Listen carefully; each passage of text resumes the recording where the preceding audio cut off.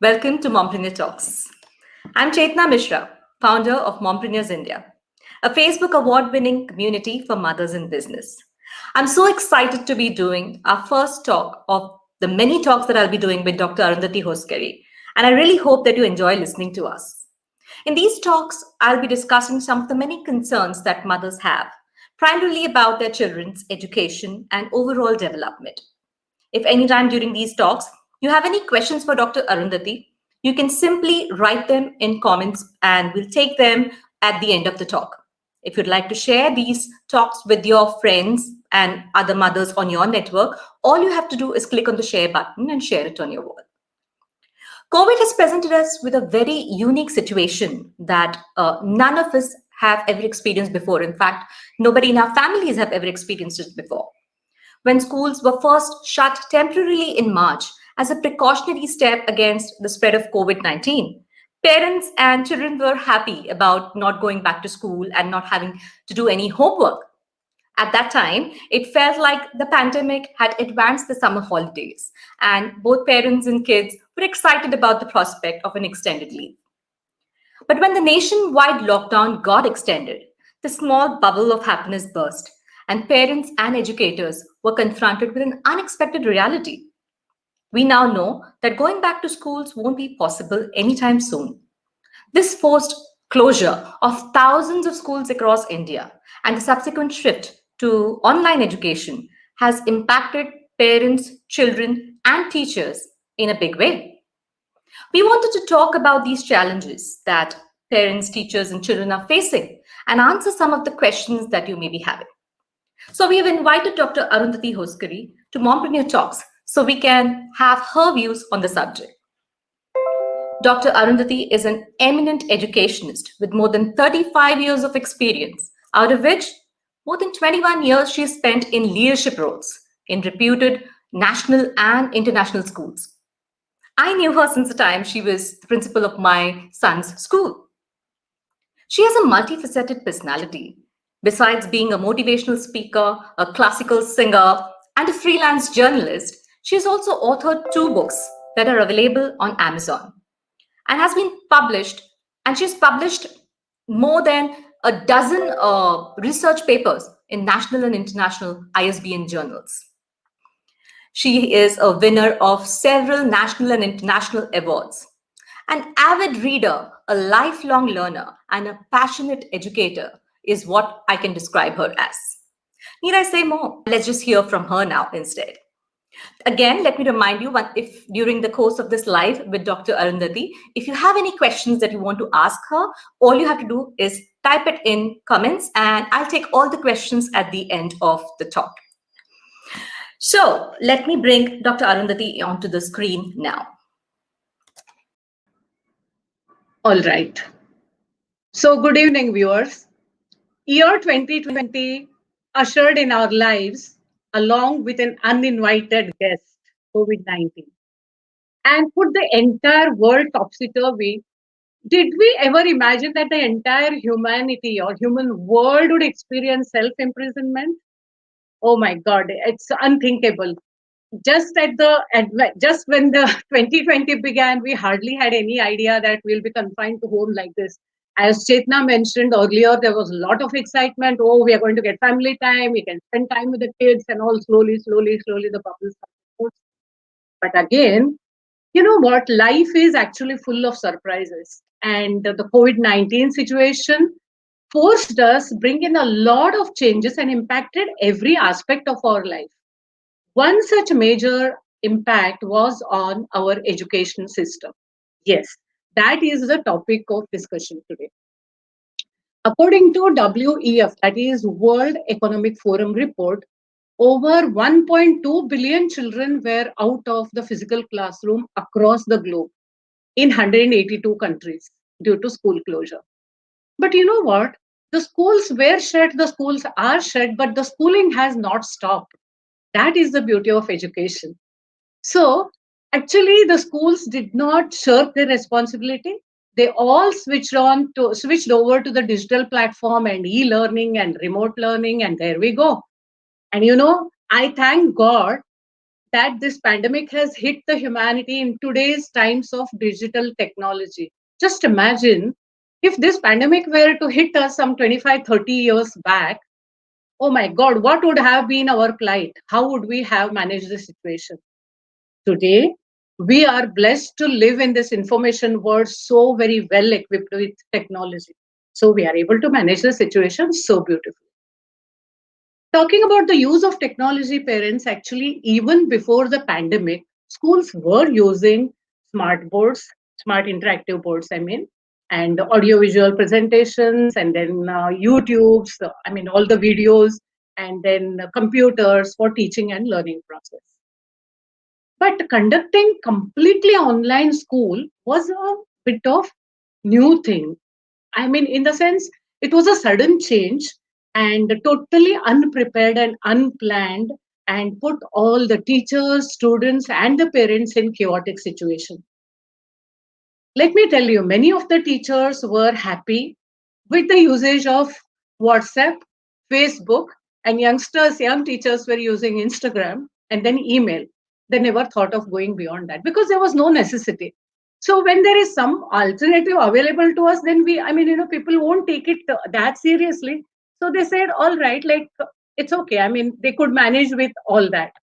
But conducting complete online school was a sudden change, and it was a challenge, real challenge. But now I can assure you that, after a kind of 9 months rigor, because it was a question of survival, if you come to think of it.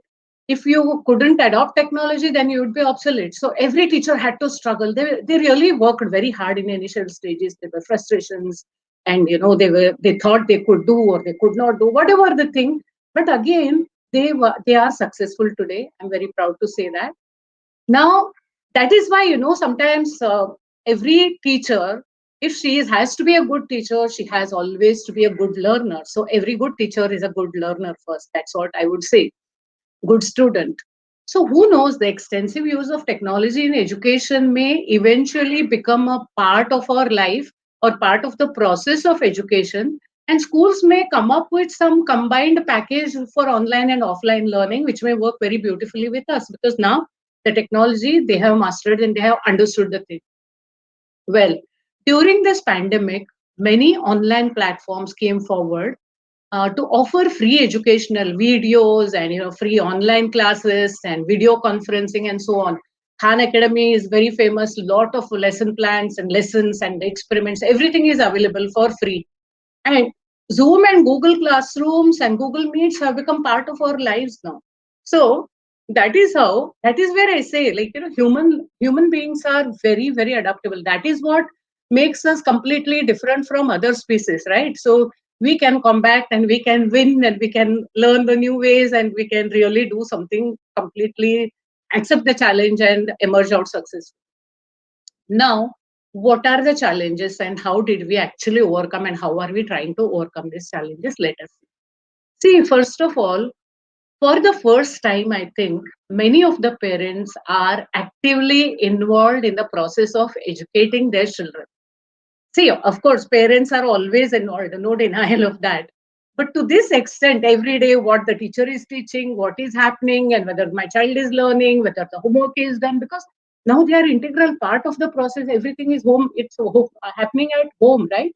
So it's quite demanding, I understand, for the parents, especially mothers who have a lot of responsibility. You know something, mothers? Are you working is a very wrong question to any mother who has one or two children to look after. Yes, each and every mother, each and every woman works with, works 24 by 7, all 365 days without pay, without increment, without weekend breaks, and without holidays, and with only one title or designation of a mother. And if you are going out to work and earn money apart from all this, then that is an additional additional task, and it is a kind of salute to all the mothers, including ourselves. We should learn to appreciate our own selves, how we are managing the how we are balancing home life and work life, or even if it's only home life, we have a lot more responsibility. So It is quite demanding. This period has been very demanding to all the mothers, especially mothers. But about Indian fathers, one thing I must say: see, whenever the situation arises, they are really helpful. Now I'm sure even if they are working from home, they are pitching in to help in the home, whatever the work related to home also. So that way we must be grateful to the fathers also. Now then, teachers, as I already discussed, had a very tough time in the initial months till they got used to online teaching. What happens, any change that occurs is always disturbing. In the sense, when something comes, till you get used to it, till you assess the situation, till you adapt to it, then that is really demanding. So I already spoke about it. It put them into a lot of uncomfortable zone initially, but now they are able to teach it very effectively.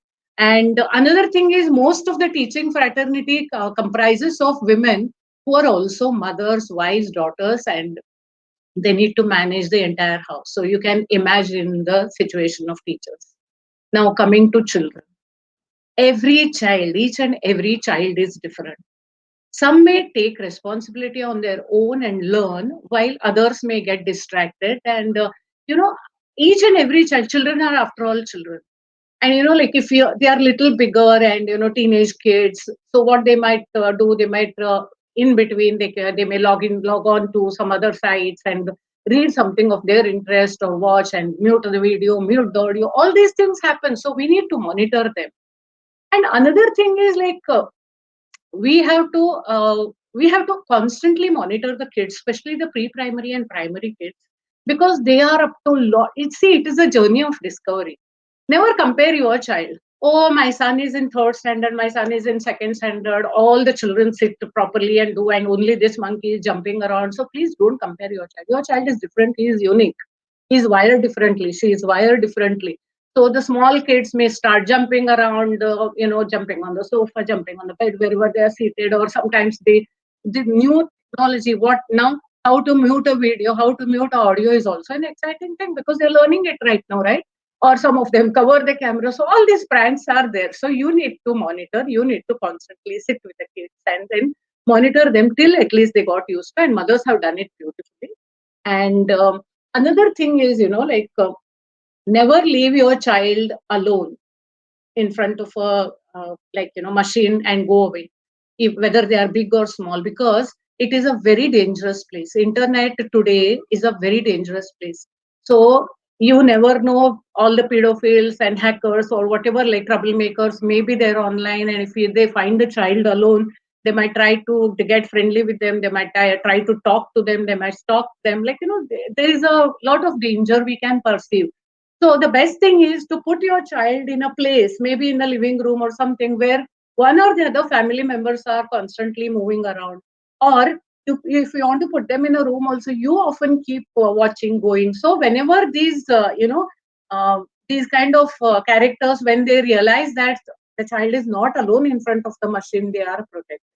Especially true for pre-primary and primary kids. So you need to be very careful. It's not a good idea to leave the child all alone, leaving a laptop and you manage your stuff. Please don't do that.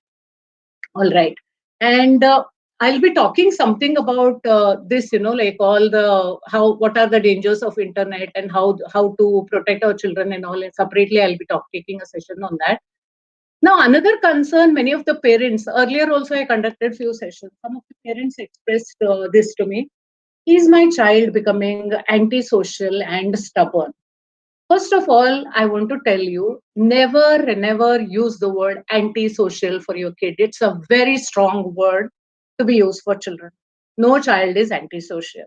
They may be withdrawn, they may interact less, they may become little,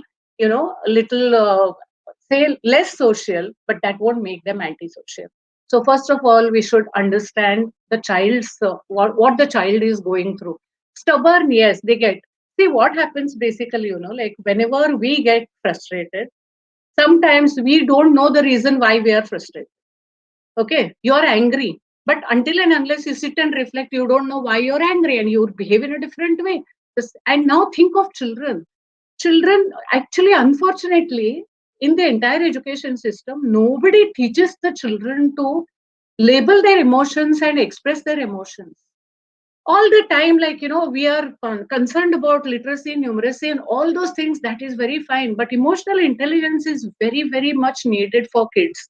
So we need to tell the children to identify their own emotions, when they are excited, when they are hungry, when they are angry, when they are sad, whatever, like, they have to understand. And then the repercussions, at least if the child is able to label the emotions, then they will.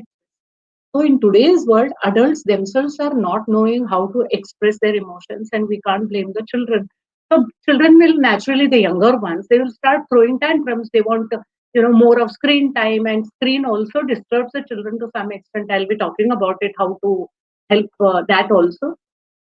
So actually, we need to handle our children very, very cautiously and very lovingly. Question what the parents are worried is too much screen affecting the health of our children? If you think logically, even before COVID-19, our kids were watching television and using mobiles. Adults in the house were using gadgets at home. And so the radiation was always there. And some of the families where, elderly people are there, and they don't know how to, spend their time. So constantly the television set is on. So it is not that suddenly after COVID-19 only all children are exposed to screen. Earlier there was a lot of exposure of screen, I would say. And even I have seen the young mothers when the children start troubling, giving a mobile and okay, you play for some time or you watch something. So that all always it has been a part of our lives, using the gadgets and mobiles and everything. So the radiations were there. Of course, now with online schooling, continuously they are exposed to screen. That is for sure. There is no denial of that fact. But it is an inevitable situation. We couldn't have handled it in any better way. As I told earlier, if it were to happen 30 years back, then we would be just sitting and children will unlearn whatever they had learned. And then only when the physical 1 year would have been just a waste like that without meeting, or it's so scary to send the kids out to school or whatever. So we couldn't have handled the situation any better way, I would say. So somehow, like, what we have to find certain solutions for this. Now, usually teachers are sharing the worksheets, activity sheets in advance.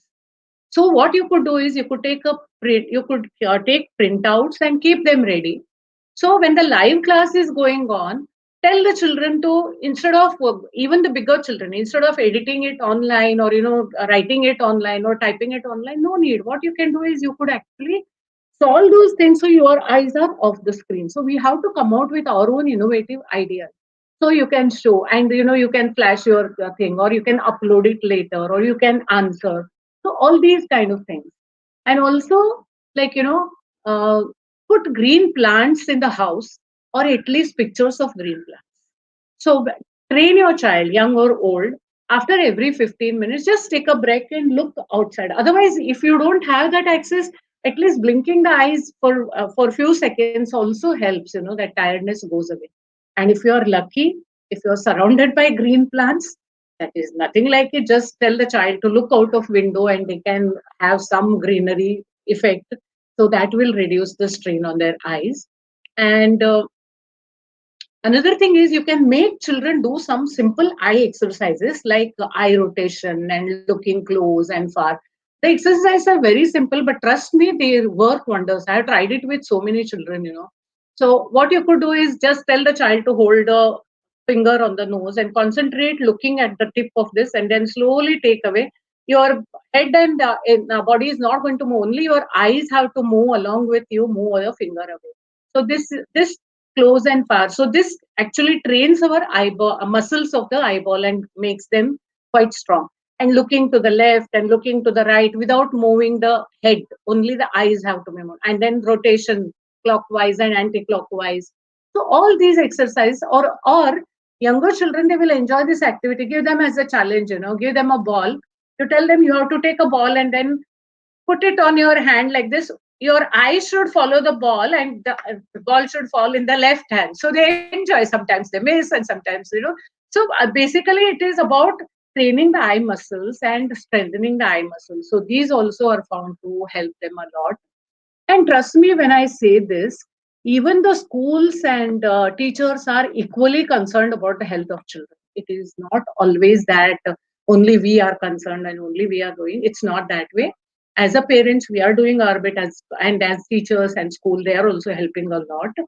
Now, I have known some schools, they have reduced the number of hours, of course, because too much of online. They can't run a school for 6 hours, 7 hours at a straight, maximum 4 or 4.5 hours or 5 hours for higher classes. But in between every period, there are schools which are giving a good 10 minutes break so that the child's eyes are not damaged.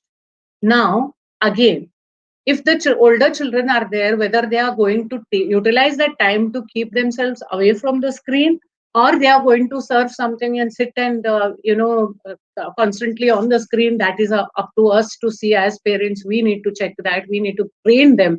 We need to explain to the children. These days, see, when we were growing up, whatever our parents said, it was we couldn't question them. We accepted, whether we liked it or we didn't like it, we accepted. Even when we were not wrong, we accepted. But today the times have changed. You tell a 3-year-old child, 4-year-old child, don't do this. They want an explanation straight. They will look straight into your eyes and say, why you want me to do that? Tell me. So if you explain logically to these people, then they will understand, okay, we can't do this. Otherwise it is very difficult. So you need to explain to children why we are saying no to this, and why these 10 minutes breaks are given, and how you have to help yourself. And also, like, uh, the primary and pre-primary schools, I have seen how the teachers are conducting. They are incorporating a lot of programs also, just other than screen constantly looking at it. Children are geared into conversation, and they talk and they ask. Kids are asked to go and collect the fruits and come and show me. So again, they are off screen and they are coming and showing, or draw something and show, or printed sheets are sent, like worksheets are sent home in advance. So take that, pull that worksheet and work it out and then tell me the answer. So these are the ways. So don't get too much worried about it. And even yoga and games are incorporated into it. And so it's a kind of blended learning of on and off screen is going on right now also. So to minimize the screen time or to give some rest to the eyes. Let us hope that life will soon resume normalcy. So now, what are the challenges faced due to online schooling? Let us see. The first thing is access to digital gadgets, online schooling.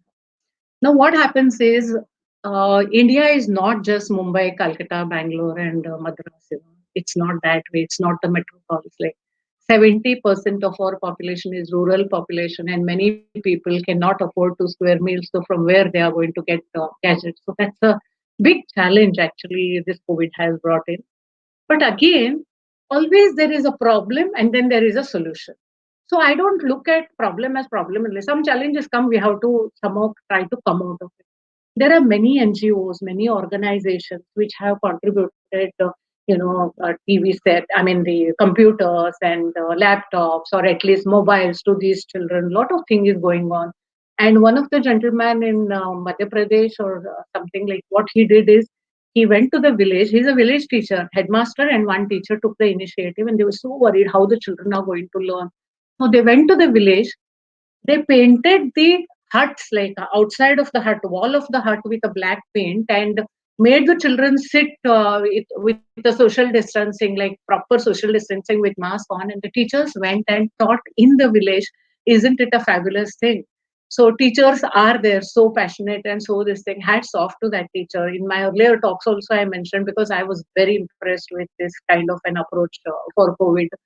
So anyway, like, and also on individual basis, also people are providing. If they had an old phone, they have given it to their mates or drivers or whatever. So, and lot of charity organizations have come forward. And in the south, like Infosys is doing a great job. I mean, Dr. Sudha Murthy is contributing a lot to development of education. So something is working. Now, if you have everything, you have a gadget, online school is going on. If there is an unstable internet connection, that also poses a problem. That's what just happened with me. It was running beautifully. I didn't even realize I was completely out of stream, because I don't know, Wi-Fi still it is showing green, and it stopped working. My router stopped working. Then I had to go back to my mobile and open a data pack and connect it. So these are the technical glitches which are not in our control. The same thing can happen. Now, this unstable connection, internet connection, is not just in the villages or remote areas where there are signals are poor. Even in the places where strong signals are there, it's a possibility. Why? Right now, mother is if she is working, she is on one laptop. Father, of course, is on one laptop. Then whatever children also are on laptop. So just count in the families, in the entire complex only where you are staying. There is so much of load of internet. Naturally, it gets disrupted. But still, places like Bombay are managing it very well because there is no much electricity failure over here, and internet also works quite well over here.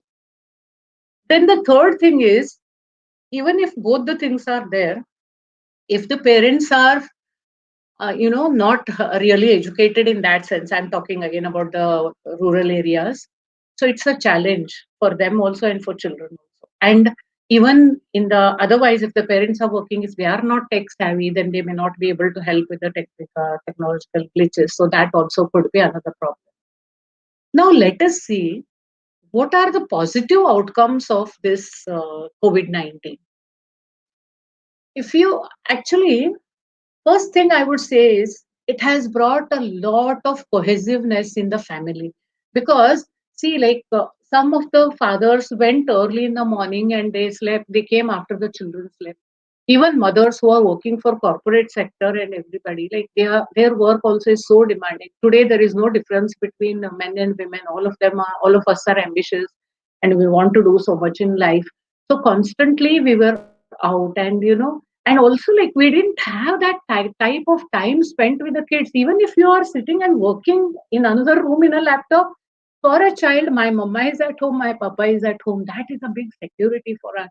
So it had definitely, it has bounded us very well. That is the first outcome I would give, which is really priceless, bringing that love and affection and that together.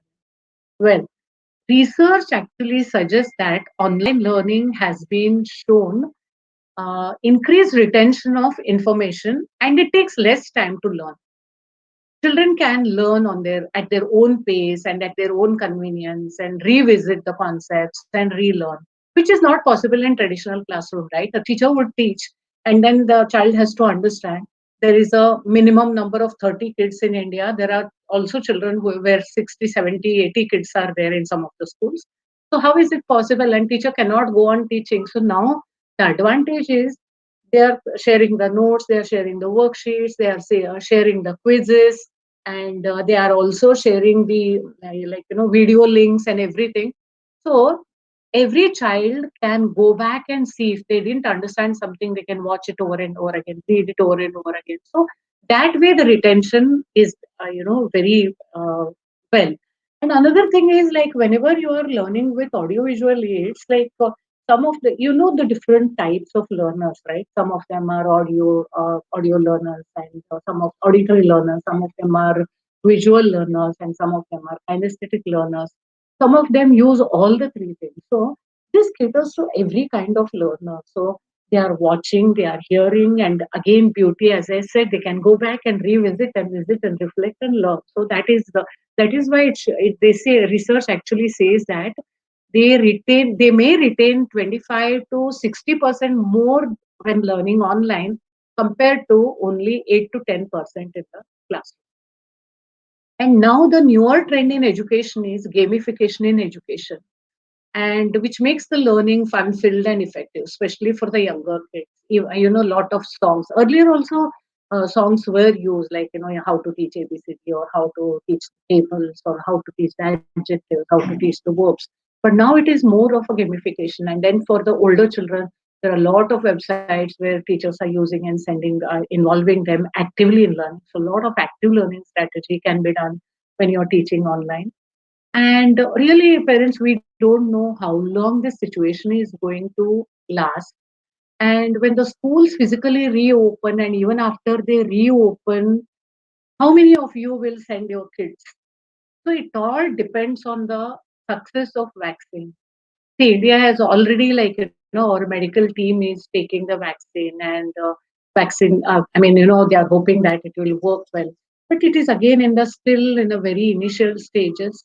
So we need to understand, until and unless we are sure that the virus is eradicated or virus is at least kept away from kids, it is very difficult to say, or how to when the schools will reopen and how many of you will trust to send your young children outside.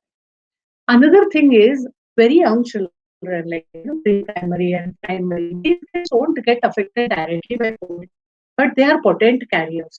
This is again a research. I do a lot of reading. You can get a lot of information online yourself. Also, you can read.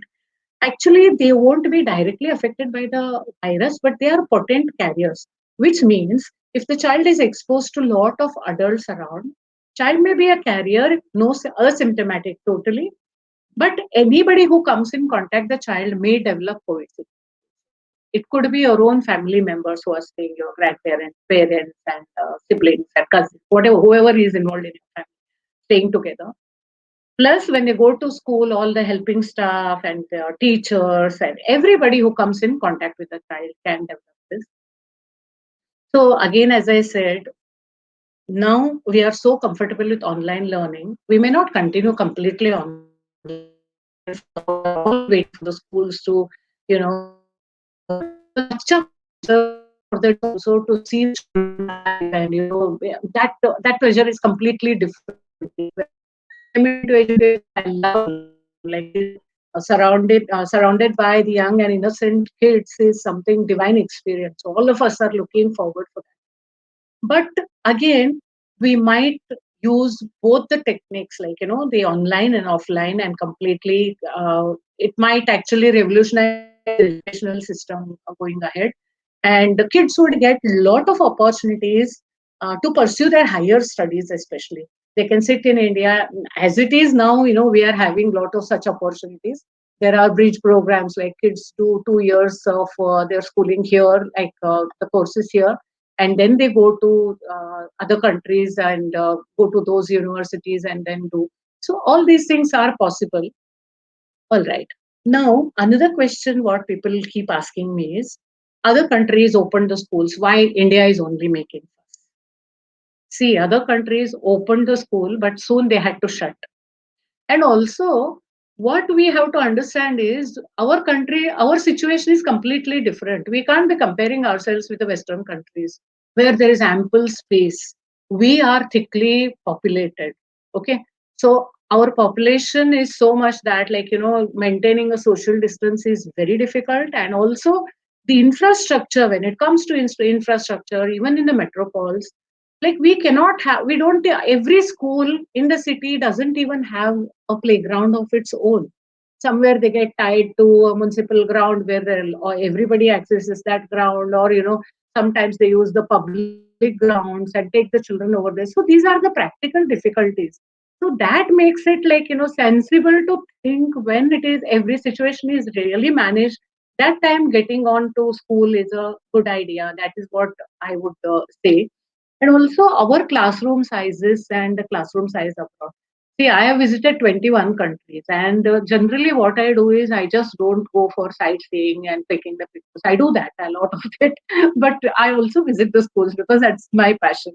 I visit the schools and I see, if you go to Europe or if you go to USA and look at the schools there, the classrooms are so large.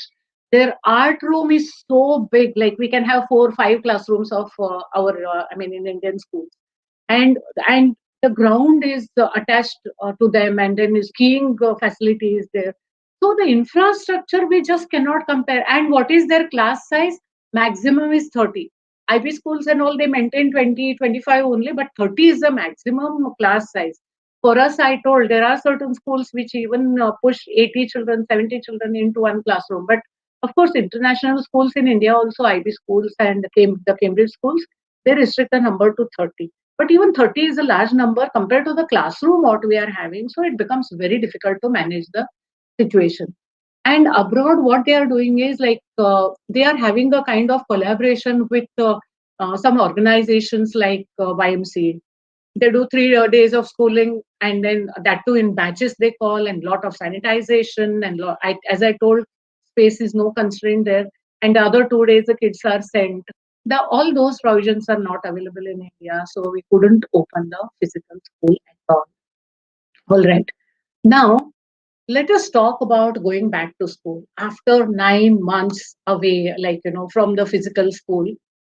How do we proceed? And if even if the vaccine gets successful, or children are vaccinated, or teachers are vaccinated, so how do we proceed? See, this nature of this disease is completely uncertain because we cannot take certain risks, right?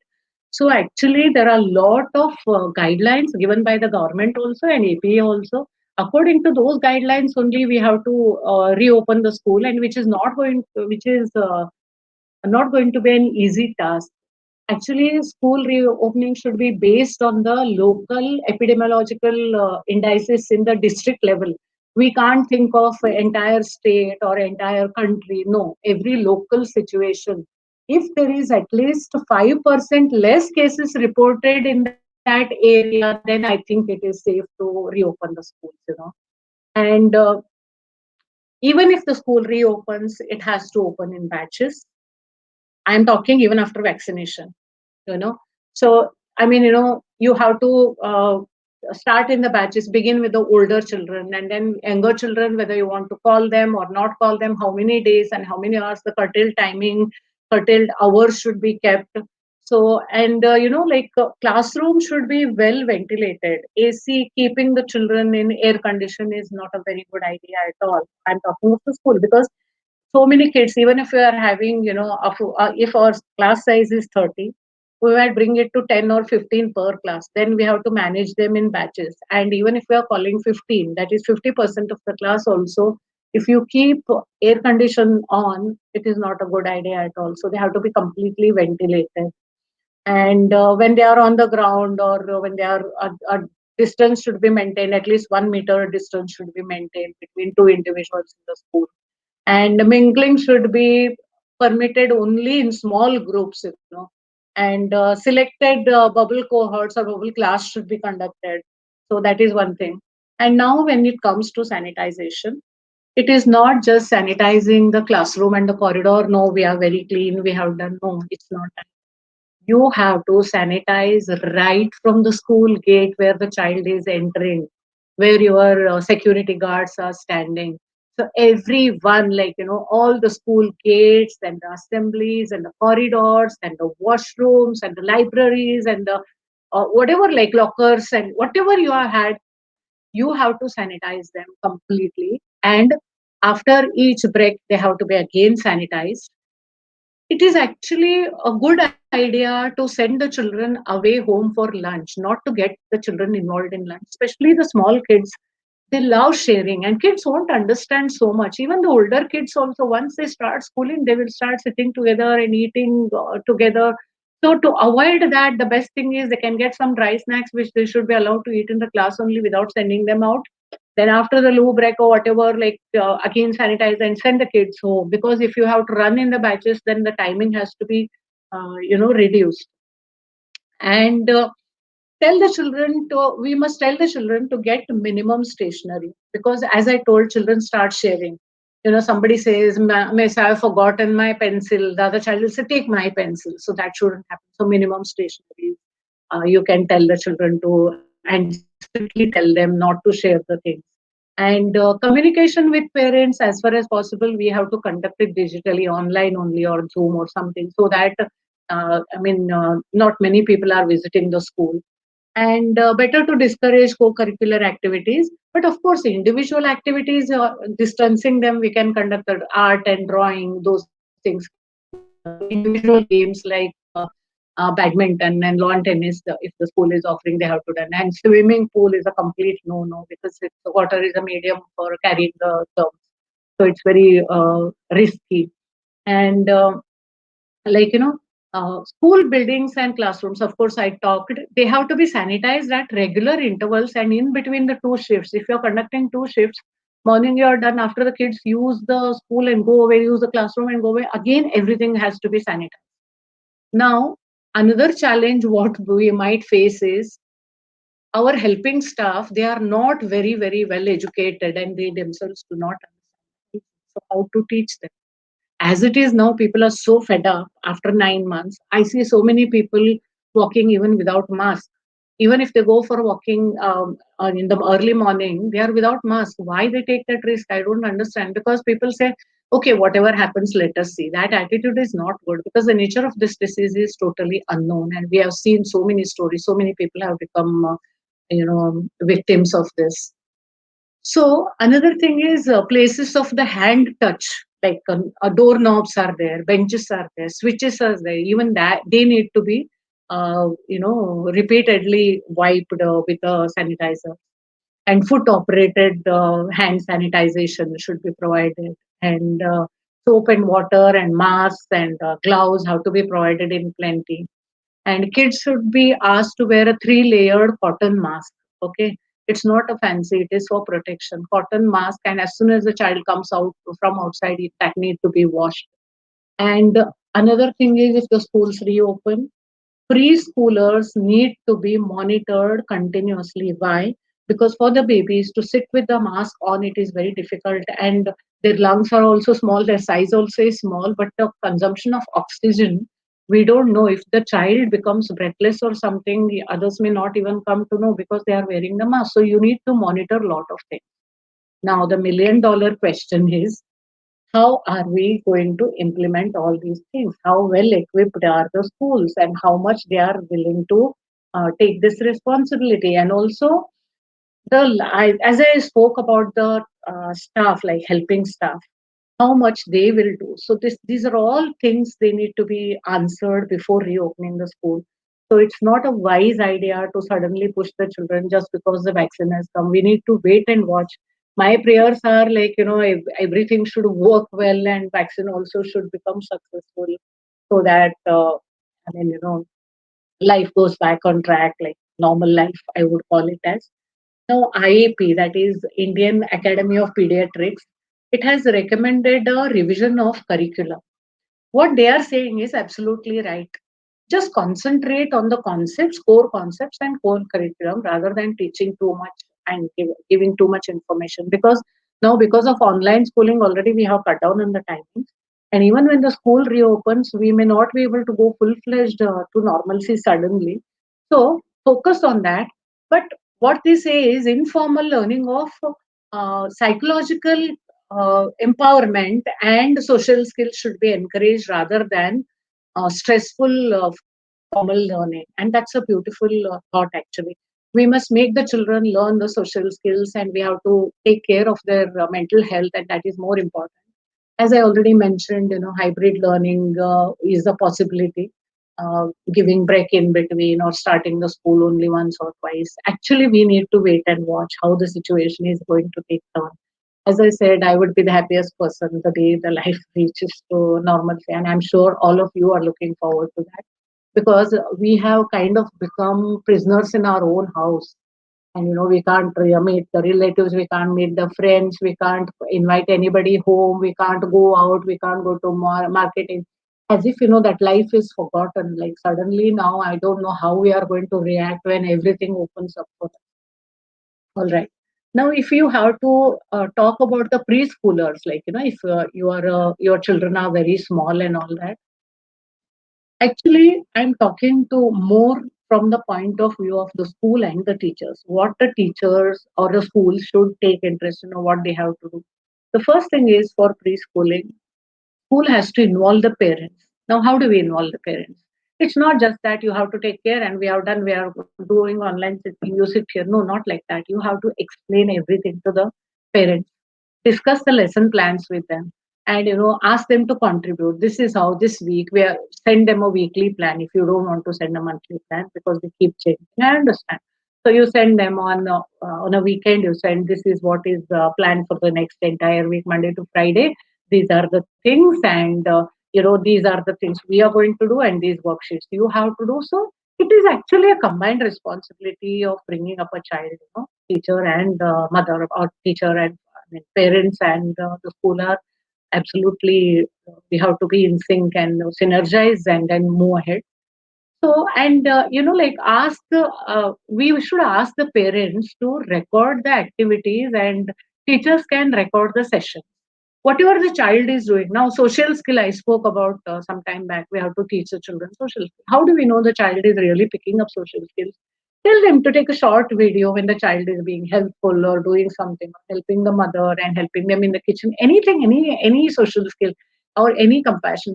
So record them and send them to the teachers. I mean, and then interact with the teachers. Have to learn to interact with the kid individually.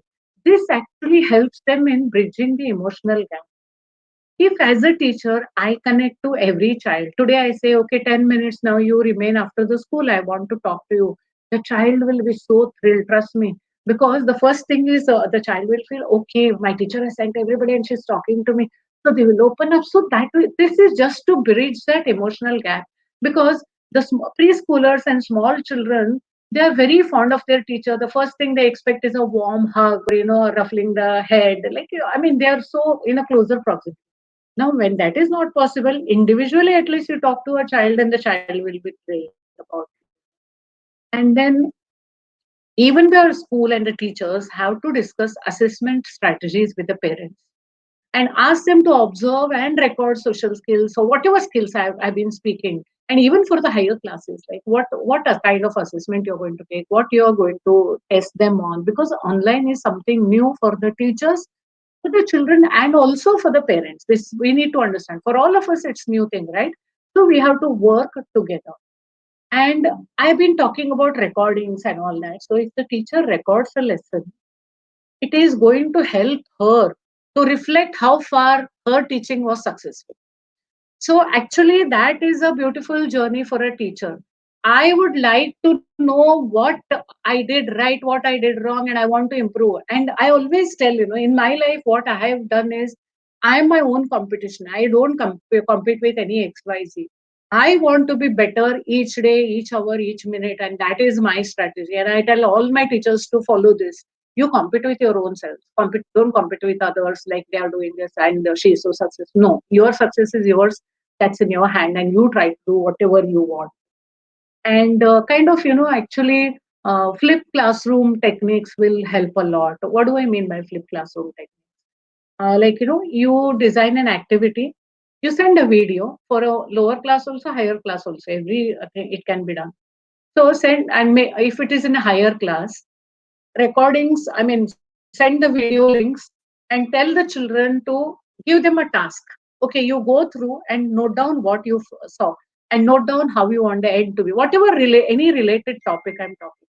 Everybody will do their task and you tell them. You don't have to do you individually. You can do, or you can do it as a group. I don't care. But next day, time after 2 3 days, when we come back to class, we are going to discuss this concept or discuss this lesson.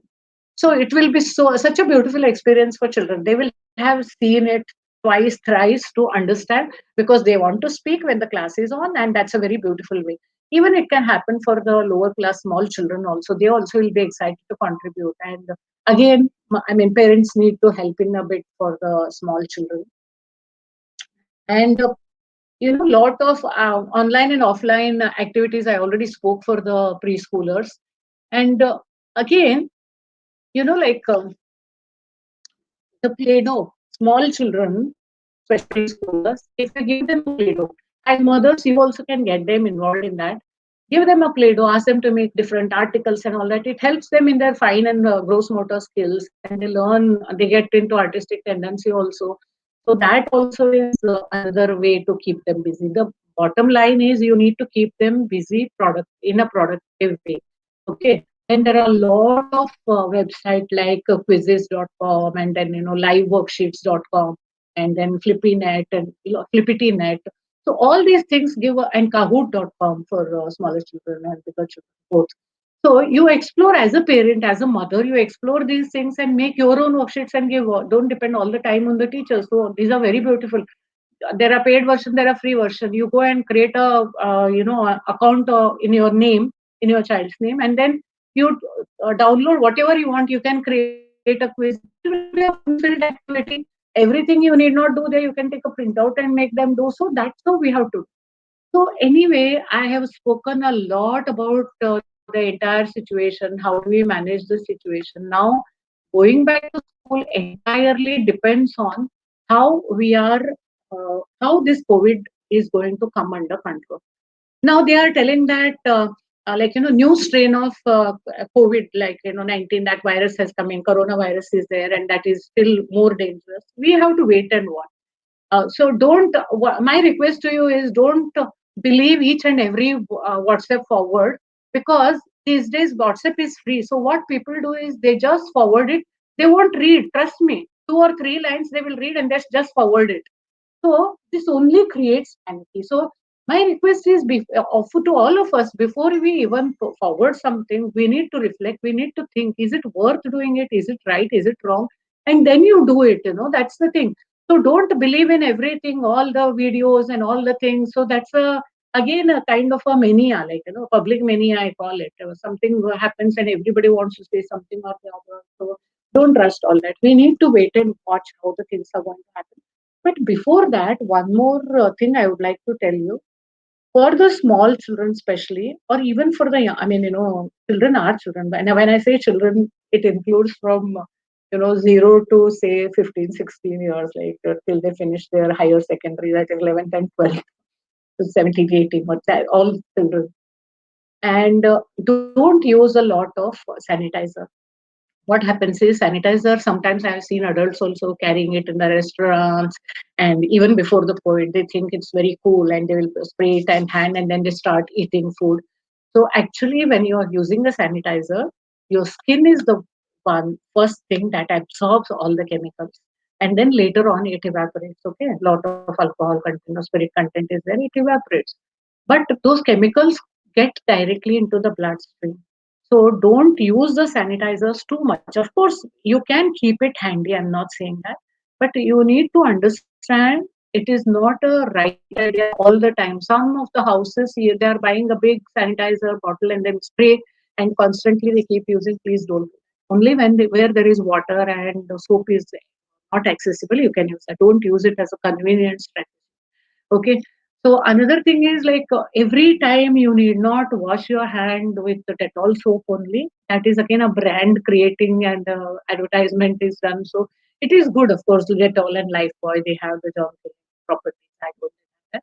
But even ordinary soap, like whatever bathing soap is there, that also is good enough. You can wash them, especially for the small children. Wash them with the proper soap, and then uh, refrain them from using sanitizer too much.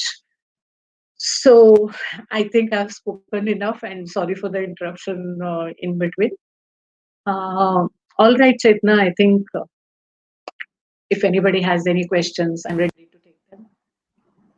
Thank you, Arundhati ma'am. You have spoken for almost more we were expecting. Like we had planned for around 30, 35 minutes, but we've gone well beyond 45 minutes, and that was so impressive. Your talk was fabulous, and so much of information you have shared today with all of us.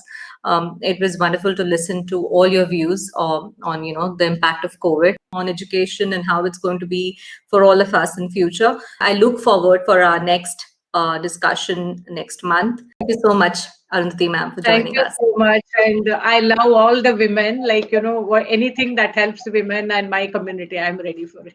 Thank Thank you you. so much. Thank you. Take care. Bye-bye. Bye-bye. So, if you all missed this conversation live with Dr. Arundhati, it's not a problem. You can still send us your queries in comments on this post. Thank you so much for joining us, and I look forward to seeing you in our next talk, which will happen next month once again, related to education of our children and their overall development. Continuing talks with Dr. Arundhati Hoskeri.